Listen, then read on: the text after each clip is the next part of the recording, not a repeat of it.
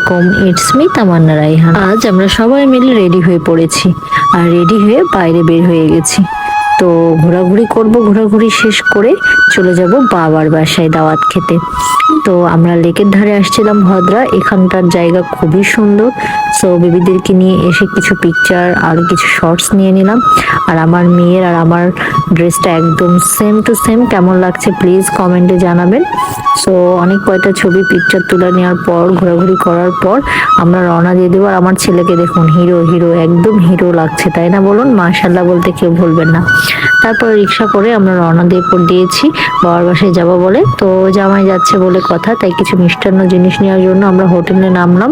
আর এখানে মাছের সরিষা দিয়ে একটা রান্না করছিল, আমি দেখছিলাম, তাই এটা ভিডিও করে নিয়েছি। খুব ভালো লাগছিল, টেস্টি।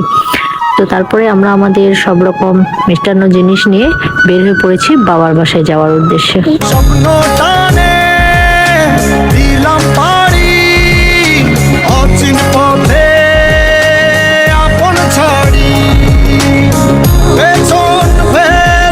তো আমার বাবার স্বপ্নের নিরে এসে পৌঁছে গেছি আর খুব তাড়াতাড়ি চলে আসছি, খুব মজা লাগছিল। বেশ কিছুদিন পর বাবার বাসায় আসলাম, তারপরে দেখছি মা অনেক রকম খাবার আইটেম করেছে। রাজহাঁস, গরুর মাংস, দেশি মুরগির ডিমের কোরমা, তো সবই আমার পছন্দের। তারপরে খাইতে বসে পড়ছি একটু রেস্ট নিয়ে। আর খাবারগুলো অনেক মজা ছিল, মায়ের হাতে রান্না, বেশ কিছুদিন পর খাচ্ছি, খুবই ভালো লাগছিল মাশাআল্লাহ।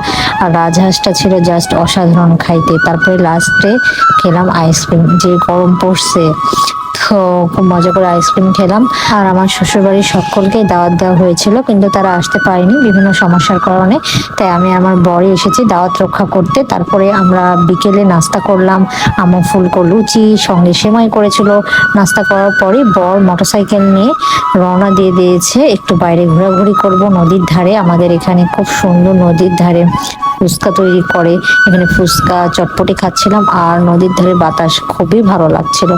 সো ফুচকাটাও মজাদার ছিল, স্পেশাল করে তৈরি করে দিয়েছে মামা।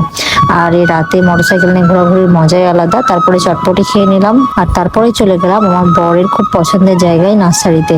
তো আমার বর খুব পছন্দ করে নার্সারিতে আসতে, তো সেখানেই চলে আসছি, তারপরে বাসায় চলে গেছি।